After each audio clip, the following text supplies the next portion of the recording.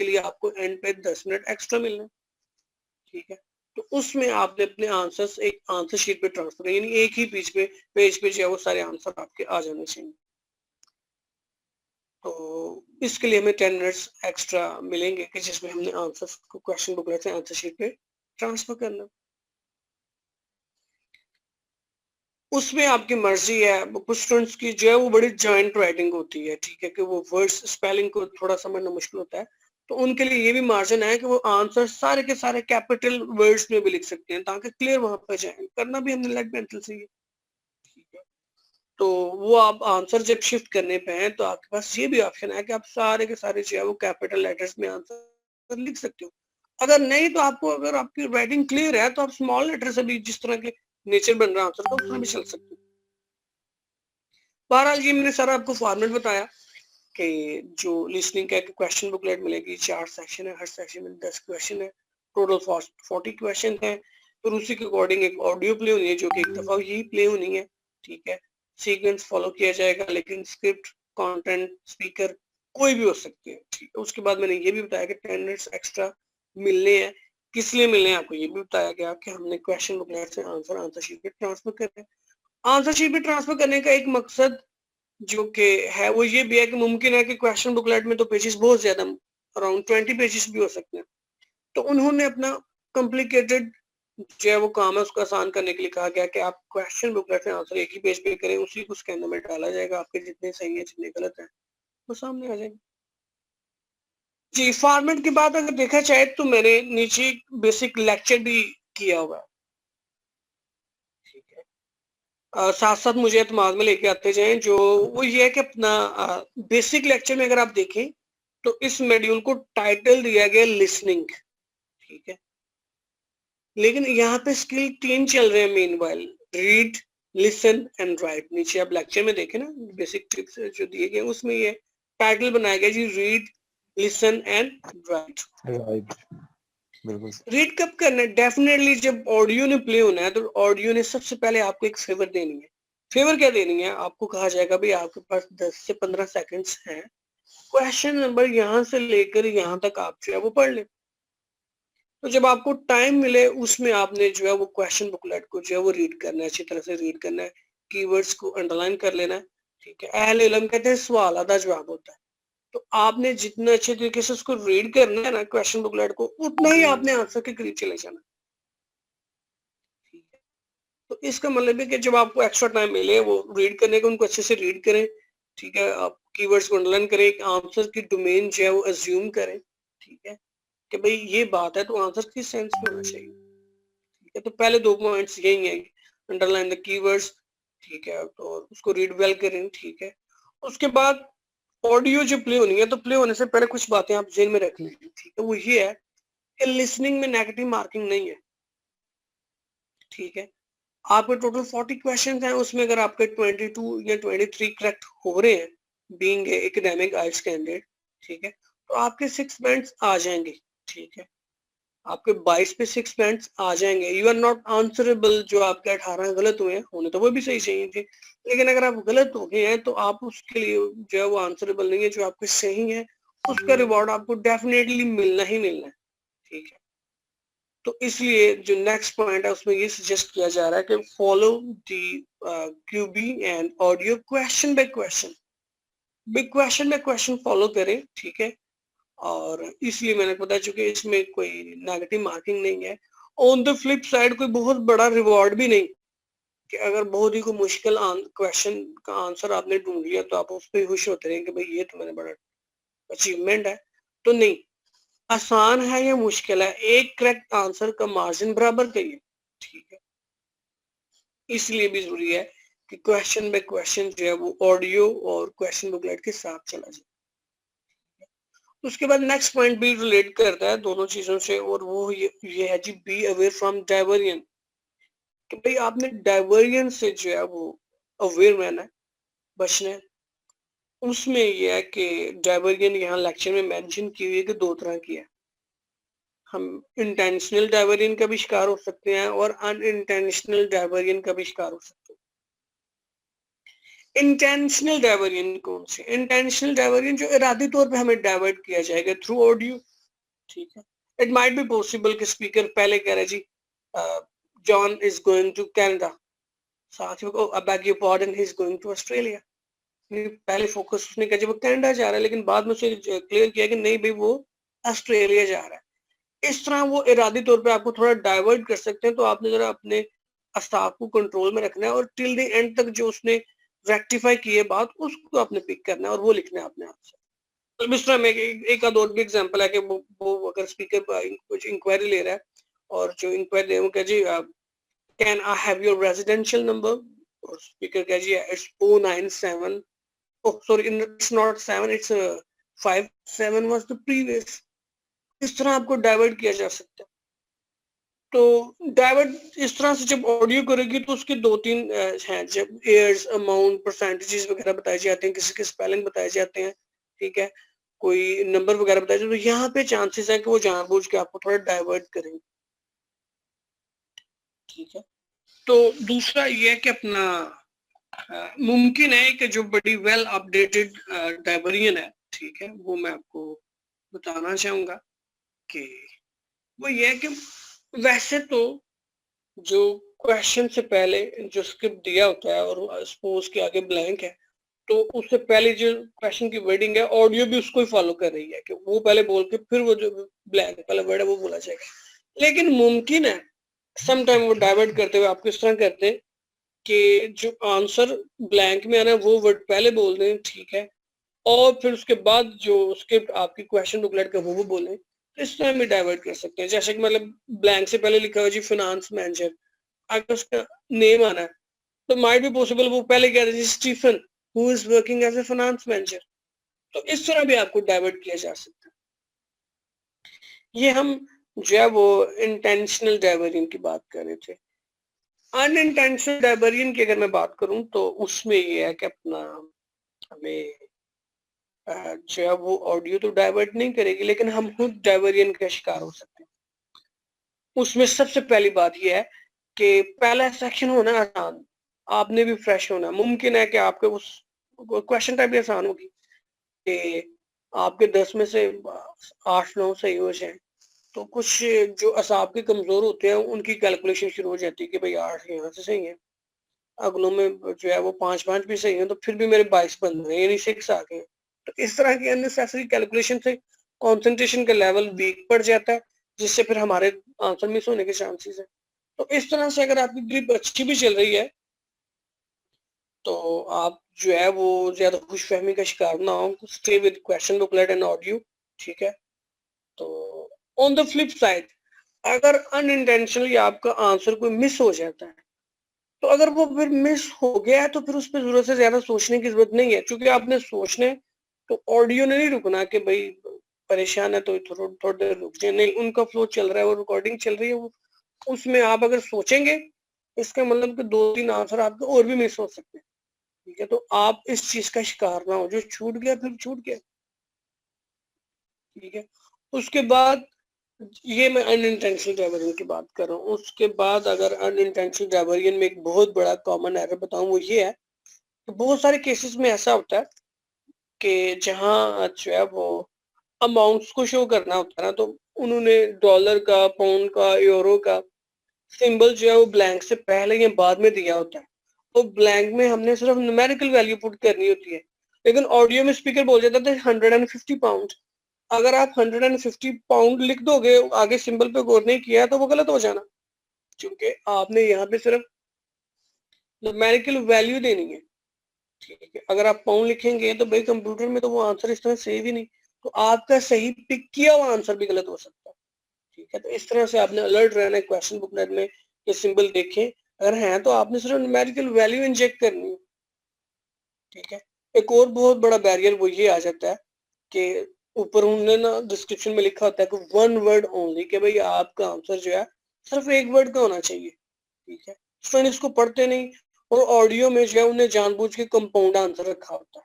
ठीक है, कि जैसे क्वेश्चन है जी कस्टमर वांट्स टू हैव, आगे ब्लैंक है, स्क्रिप्ट में ऑडियो में कहा जाए जी जी client desire to have hot tea. अब हॉट टी 2 वर्ड बन यानी कंपाउंड आंसर। अगर आप हॉट टी लिखेंगे तो भाई उसने स्कैनर ने उसको नहीं पिक करना, चुका वहां तो 1 वर्ड ही फीड है, और वो टॉपिक वर्ड है टी। इस तरह आपने स्क्रिप्ट पे देख लेना ऊपर, अगर उन्हें एक वर्ड का आंसर किया तो अगर कंपाउंड आंसर भी आपके सामने आ रहा है तो उसने उसमें से भी आपने टॉपिक वर्ड का आंसर जो है वो सिलेक्ट करना और लिखना। ये अनइंटेंशनल रबर इस तरह का हम शिकार हो जाते हैं।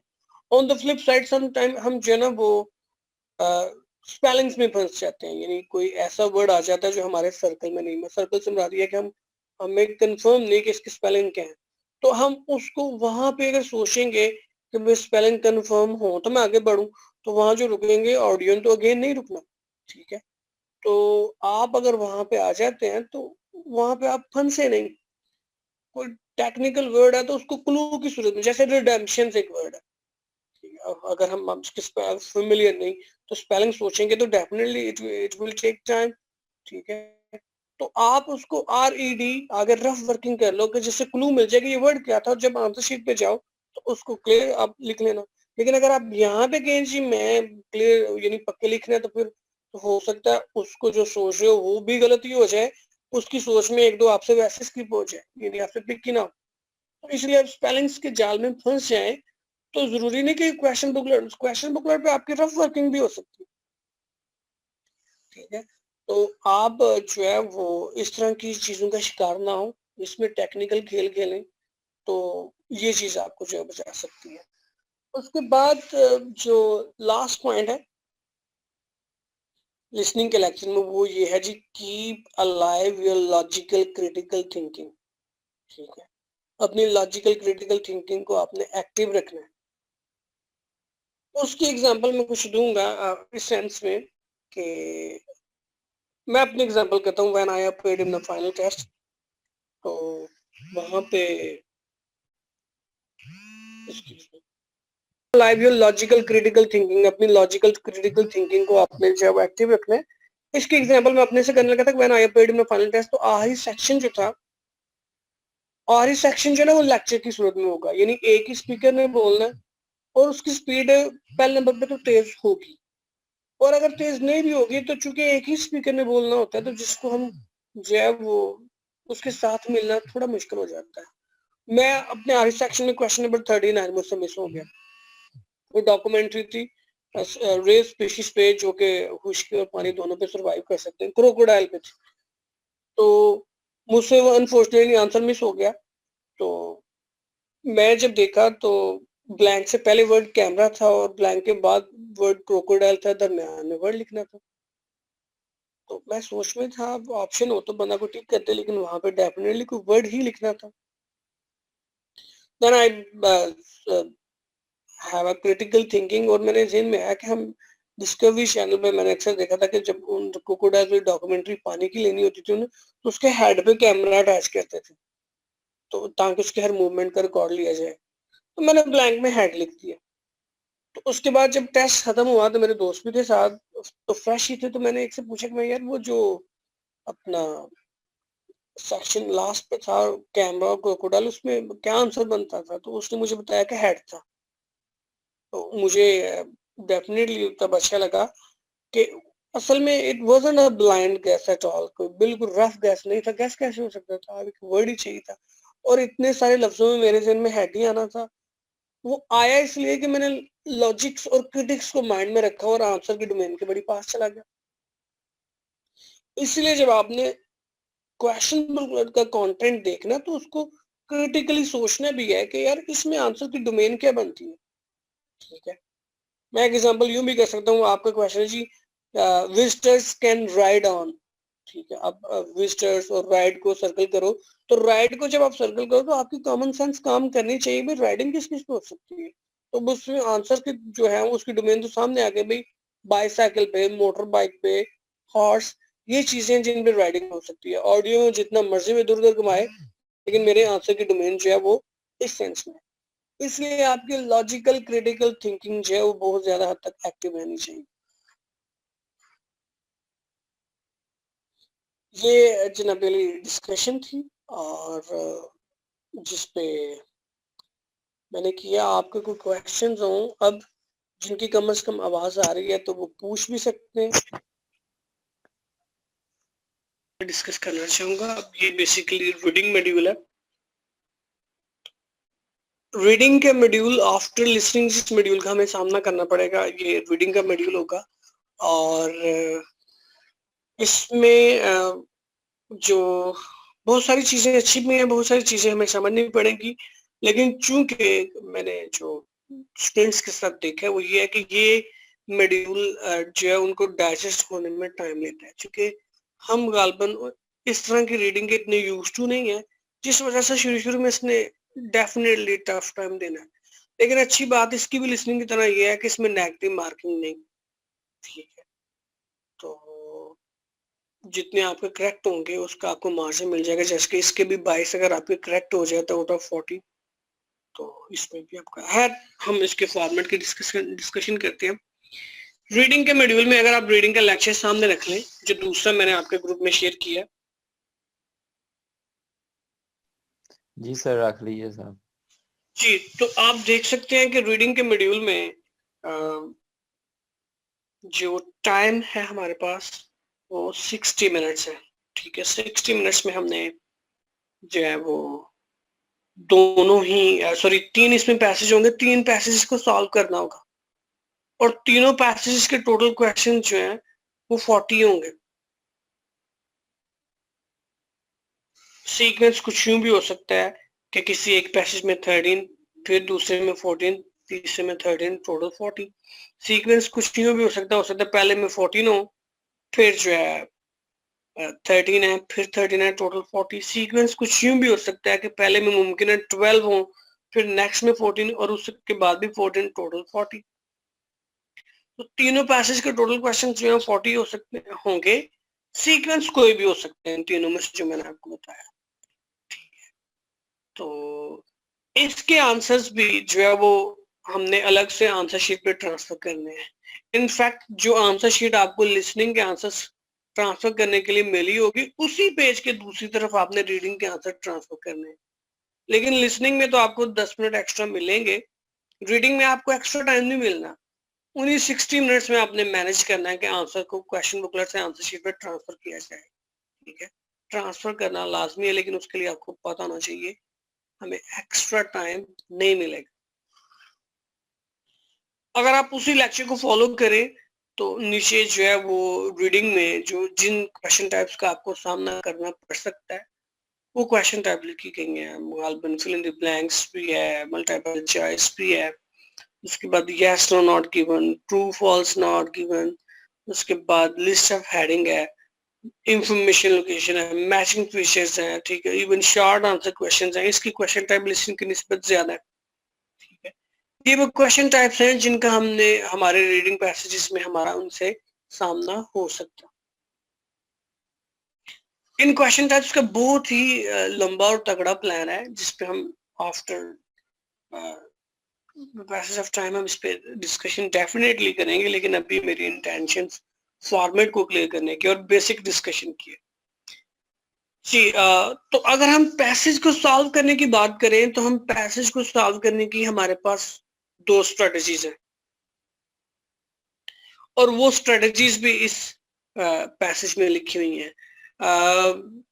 मैं चाहूंगा कि अगर तो आपके पास जो है वो पेंसिल और पेज यानी डायरी अवेलेबल है तो अच्छी बात है, अगर नहीं तो आसपास से कर लें, चूंकि थोड़ी सी एडिशनल इसमें मैंने बात करनी है जो कि शायद आपको नोट करनी पड़े। अगर नहीं अगर नहीं तो मैं आपके ग्रुप में इसको टाइप करके फॉरवर्ड कर दूंगा जैसे आप कहते हैं। लेकिन अगर पास है तो फिर साथ ही नोट कर लीजिए।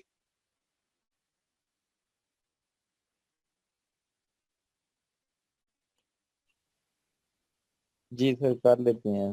हो गई।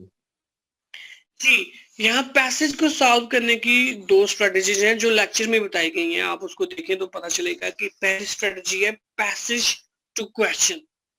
ठीक है, और दूसरी स्ट्रेटजी है वो है क्वेश्चंस टू पैसेज। ये तो आपके लेक्चर में ही है नीचे बताया दो स्ट्रेटजीज, पैसेज टू क्वेश्चन और question to passage. Passage to question से मुराद ये है कि जब आपके सामने पैसेज है तो उसके जो सारा टेक्स्ट लिखा होगा ना, जो वर्डिंग लिखी होगी, उसको पहले पढ़ के फिर क्वेश्चंस को पढ़ के अपने आंसर्स को टैली करना। यानी पहले पैसेज को पढ़ना, फिर क्वेश्चंस को पढ़ के आंसर टैली करना, ये स्ट्रेटजी का है जी। पैसेज टू क्वेश्चन स्ट्रेटजी जो 2 है वो है क्वेश्चंस टू पैसेज, कि आप पहले क्वेश्चंस को पढ़ लें, ठीक है, तो उसके बाद जो है अपना पैसेज में आए और वर्डिंग पढ़ के अपने आंसर टैली करें। अगर आपने पहली स्ट्रेटजी के तहत चलना है तो फिर ये मैं 3 रूल्स बताने लगा हूं, ठीक है। ये 3 रूल्स को फॉलो करते हुए आपने चलना है, ठीक है। उसमें पहला रूल है स्किम, उसके बाद दूसरा रूल है स्कैन और तीसरा रूल है स्किप। स्किम, स्कैन और स्किप, ये आप लिख लें या टाइप कर लें जैसे आपके लिए पॉसिबल है। जी लिख चुके हैं जी आप? जी सर लिख लीजिए। जी स्किम है SKIM scheme, scan SCAN scan, उसके बाद स्किप है जी SKIP। जी इसमें जो बहुत अहम बात जिसको मैं आपको डिफाइन करने लगा हूँ, एंड यानी पहली स्ट्रेटजी के तहत चलना है तो हमने ये 3 रूल्स देखने हैं, जिसमें स्किम है, स्कैन है और स्किप है। स्किम अगर आप इसके जो है वो सामने ब्रैकेट में लिख लें जो मैं लिखवाने लगा हूँ, that would be more appropriate. Scheme में 2 बातें आपने समझनी है, पैसेज नेचर और पैसेज अलायंस। ये लिख लिया आप, स्किम में 2 बातें आ जाती हैं, पैसेज नेचर और पैसेज अलायंस।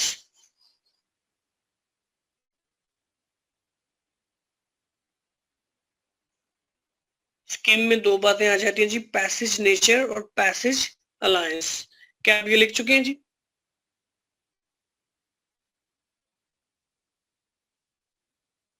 रिजवान आप भी लिख चुके हैं? जी सर लिख लीजिए। गुड। अब पैसेज नेचर से क्या मुराद है भाई? आपको आपके रीडिंग के मॉड्यूल में 2 तरह के पैसेजेस का सामना हो सकता है। आपका पैसेज साइंटिफिक पैसेज भी हो सकता है और आपका पैसेज जो है वो जनरल रिसर्च बेस्ड भी हो सकता है, ठीक है। तो नेचर से मुराद ये है कि हमने देखना है कि हमारा पैसेज जो है वो साइंटिफिक है कि जनरल रिसर्च बेस्ड है, जो कि पैसेज का टाइटल आपको बता देता है। ये अगर आपको यहाँ पे नजर आ रहा हो, मैंने रीडिंग की बुक चेक की है, आपको दूसरी द स्टोरी ऑफ सिल्क, ठीक है, ये पैसेज का टाइटल है। क्या आप देख सकते हैं जी? जी गुड। अब इस पैसेज में देखना है, इसका हर पैसेज को टाइटल मिला होता है, तो टाइटल से हमने नेचर समझना होता है कि ये साइंटिफिक है कि जनरल रिसर्च बेस्ड है। अगर मैं आपसे ही पूछूं कि आपके ख्याल से ये जो टाइटल आपने पढ़ा, इसको पढ़ के अगर आप इसके नेचर को बताएं कि तो ये कौन सा पैसेज आपके ख्याल से साइंटिफिक है कि जनरल रिसर्च बेस्ड है?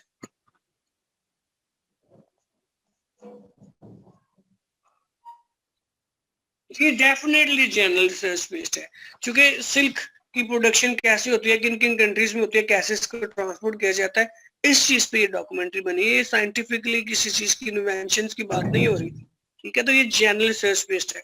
तो ये आपने नेचर जान लिया कि भाई ये जनरल रिसर्च बेस्ड है, ठीक हो गया जी। और उसके जी बाद सर। आपने जानना है अलायंस कि जोड़ किस पे है, ठीक है।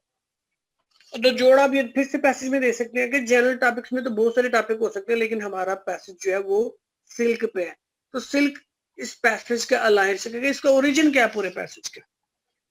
तो स्कैन में हमने 2 बातें समझनी होती है जो मैंने यहाँ डिफाइन करने की कोशिश की, कि पैसेज नेचर यानी साइंटिफिक है कि जनरल रिसर्च बेस्ड है, और अलायंस के पैसेज है किस पे फिर। तो स्कीम में ये 2 बातें जाननी होती है, क्विक समरी, जल्दी से स्कीम होता है जिस क्विक समरी, जल्दी से मरकजी खुलासा लिया, नेचर जाना और अलायंस जाना। उसके बाद दूसरा रूल जो है वो ये है जी scan, mark the key information. आपने पैसेज के टॉपिक वर्ड्स को हाईलाइट कर लेना। एक पैसेज में 700 से जो है वो गालबन 1000 वर्ड हो सकता है, ठीक है। लेकिन 700 से 1000 वो सारे का सारा टॉपिक वर्ड तो नहीं, ठीक है। वो 700 से अगर 1000 है तो टॉपिक वर्ड उसके 100 बनेंगे मैक्सिमम, या 150 से ज्यादा नहीं होंगे। तो आपने स्कैनिंग में पैसेज के टॉपिक वर्ड्स को हाईलाइट कर लेना, ठीक है। उसके बाद तीसरा रूल है जी skip, ignore the relevant information. आपने वर्ड टू वर्ड पैसेज को नहीं पढ़ने बैठ जाना, ठीक है। 2 से 3 मिनट में स्किम, स्कैन और स्किप के तहत एक पूरे पैसेज का विजिट लेना है, यानी बर्ड आई व्यू, एक ताराना नजर से सारे पैसेज को समझने की कोशिश करनी है 2-3 मिनट में, फिर क्वेश्चन पढ़ के अपने आंसर टैली करने हैं। अगर आप दूसरी स्ट्रेटजी की मैं बात करूं जो कि है क्वेश्चंस टू पैसेज, तो उसमें ये तीनों रूल्स की जरूरत नहीं, क्योंकि क्वेश्चन तो हमारा एक लाइन का होगा, उसमें सिर्फ उसकी स्कैनिंग ही करनी होती है, यानी उस क्वेश्चन के जो टॉपिक वर्ड्स बनते हैं उसको अंडरलाइन किया, समझा और पैसेज में आकर अपने आंसर टैली करने शुरू कर दी।